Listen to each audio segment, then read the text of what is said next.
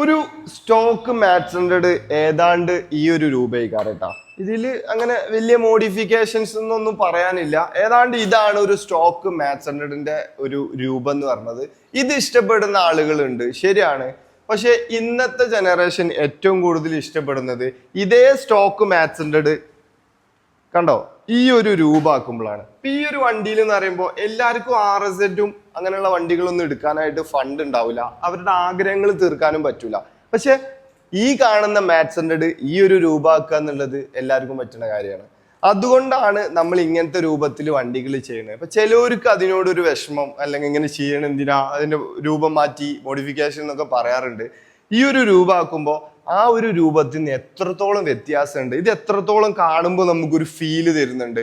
അതുകൊണ്ടാണ് ഇങ്ങനെയുള്ള വണ്ടികൾ നമ്മൾ ചെയ്യുന്നത്. അപ്പോൾ ഇനി നിങ്ങൾക്ക് ഇങ്ങനെയുള്ള വണ്ടി വേണ്ട എന്നാണെന്നുണ്ടെങ്കിൽ അത്തരത്തിലുള്ള വണ്ടികൾ നമ്മൾ ചെയ്യാറുണ്ട്. ഇനി ഇങ്ങനെയുള്ള വണ്ടികളാ വേണ്ടിയെന്നുണ്ടെങ്കിൽ തീർച്ചയായിട്ടും ഇത്തരത്തിലുള്ള വണ്ടികൾ നമ്മൾ ചെയ്യാറുണ്ട്. ആ ഒരു രൂപത്തിൽ നമ്മൾ ചെയ്ത വണ്ടിയാണ്.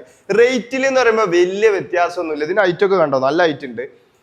സ്റ്റോക്ക് വണ്ടിയിൽ നിന്ന് ഈ രൂപ ആക്കുമ്പോൾ ഒരു വണ്ടിക്ക് എത്ര എക്സ്പെൻസ് വരുമോ, ഏകദേശം ഒരു 5-10 രൂപ വരും. ആ ഒരു എമൗണ്ട് നമ്മൾ കൂട്ടിയിടും, അതേ ചെയ്യാറുള്ളൂ. പക്ഷെ നിങ്ങൾക്ക് കൊണ്ടുപോയി പണിയെടുക്കണ്ട, അതേപോലെ നിങ്ങൾ ഇതിന്റെ പിറകെ നടക്കണ്ട, നമ്മൾ തന്നെ ചെയ്തു തരും.